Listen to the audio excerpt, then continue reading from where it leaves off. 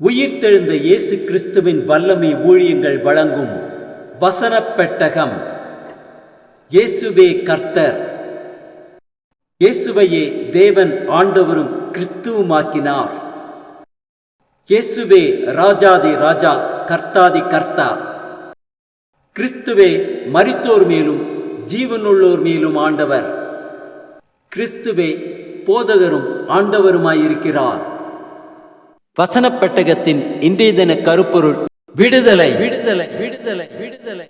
சத்தியத்தையும் அறிவீர்கள், சத்தியம் உங்களை விடுதலையாக்கும். விடுதலையை குறித்ததான வேத வசனங்களை பார்க்கலாம். சங்கீதம் 119:45 வாசிக்கிறோம், நான் உம்முடைய கட்டளைகளை ஆராய்கிறபடியால் விசாலத்திலே நடப்பேன். சங்கீதம் 118:5 வாசிக்கிறோம், நெருக்கத்திலிருந்து கர்த்தரை நோக்கி கூப்பிட்டேன், கர்த்தர் என்னை கேட்டருளி விசாலத்திலே வைத்தார்.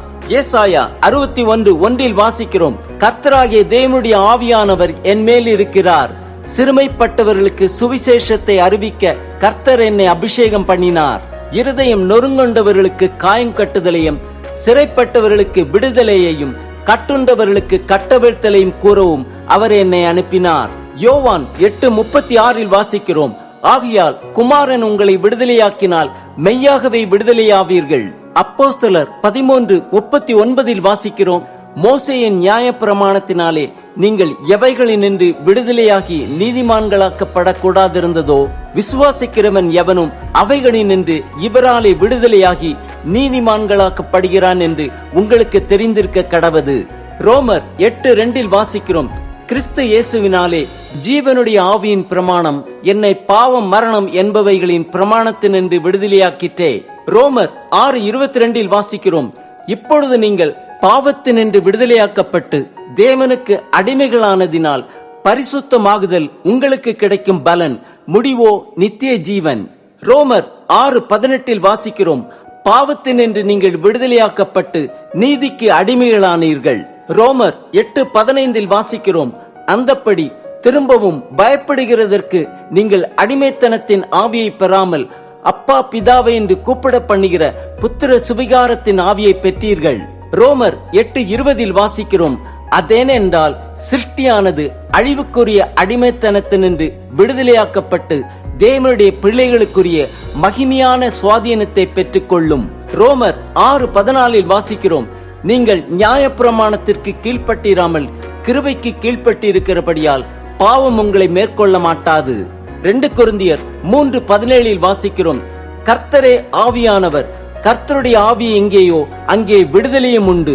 2 கொரிந்தியர் 3:18 வாசிக்கிறோம், நாம் எல்லாரும் திறந்த முகமாய் கர்த்தருடைய மகிமை கண்ணாடியிலே காண்கிறது போல கண்டு ஆவியாயிருக்கிற கர்த்தரால் அந்த சாயலாகத்தானே மகிமையின் மேல் மகிமை அடைந்து மறுரூபப்படுகிறோம். 1 கொரிந்தியர் 9:19 வாசிக்கிறோம், நான் ஒருவருக்கும் அடிமைப்படாதவனாய் இருந்தும் நான் அதிக ஜனங்களை ஆதாயப்படுத்திக் கொள்ளும்படிக்கு என்னைத்தானே எல்லாருக்கும் அடிமையாக்கினேன்.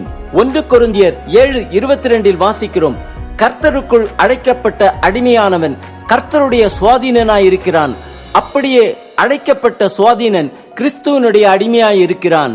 1 கொரிந்தியர் 6:12 வாசிக்கிறோம், எல்லாவற்றையும் அனுபவிக்க எனக்கு அதிகாரம் உண்டு, ஆகிலும் எல்லாம் தகுதியாயிராது, எல்லாவற்றையும் அனுபவிக்க எனக்கு அதிகாரம் உண்டு, ஆகிலும் நான் ஒன்றிற்கும் அடிமைப்பட மாட்டேன். கலாத்தியர் 5:13 வாசிக்கிறோம், சகோதரரே, நீங்கள் சுவாதீனத்திற்கு அழைக்கப்பட்டீர்கள், இந்த சுவாதீனத்தை நீங்கள் மாம்சத்திற்கு ஏதுவாக அனுசரியாமல் அன்பினாலே ஒருவருக்கொருவர் ஊழியம் செய்யுங்கள். கலாத்தியர் 5:1 வாசிக்கிறோம், ஆனபடியினாலே நீங்கள் மறுபடியும் அடிமைத்தனத்தின் நுகத்துக்குட்படாமல் கிறிஸ்து நமக்கு உண்டாக்கின சுயாதீன நிலைமையிலே நிலை கொண்டிருங்கள்.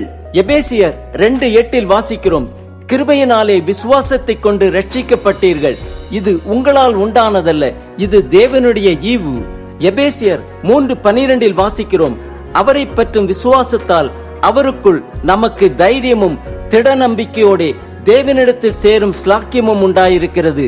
கொலோசையர் 1:21 வாசிக்கிறோம், முன்னே அந்நியராயும் துர்க்கிரியைகளினாலே மனதிலே சத்துருக்களாயும் இருந்த உங்களையும் பரிசுத்தராகவும் குற்றமற்றவர்களாகவும் கண்டிக்கப்படாதவர்களாகவும் தமக்கு முன் நிறுத்தும்படியாக அவருடைய மாம்ச சரீரத்தில் அடைந்த மரணத்தினாலே இப்பொழுது ஒப்புரவாக்கினார். எபிரேயர் 2:14-15 வாசிக்கிறோம்.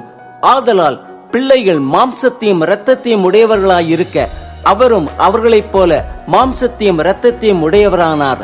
மரணத்துக்கு அதிகாரியாகிய பிசாசானவனை தமது மரணத்தினாலே அழிக்கும்படிக்கும் ஜீவ காலமெல்லாம் மரண பயத்திலே அடிமைத்தனத்திற்குள்ளானவர்கள் யாவரையும் விடுதலை பண்ணும்படிக்கும் அப்படியானார்.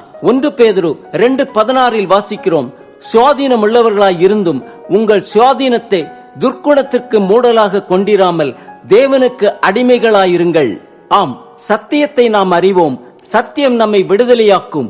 ஜீவ காலமெல்லாம் மரண பயத்தினாலே அடிமைத்தனத்திற்குள்ளானவர்கள் யாவரையும் விடுதலை பண்ணும்படிக்கு கர்த்தராகிய இயேசு கிறிஸ்து அந்த கல்வாரி சிலுவையில் தம்முடைய மரணத்தினாலே நம்முடைய மரண பயத்தை அழித்தார். கர்த்தரே ஆவியானவர்.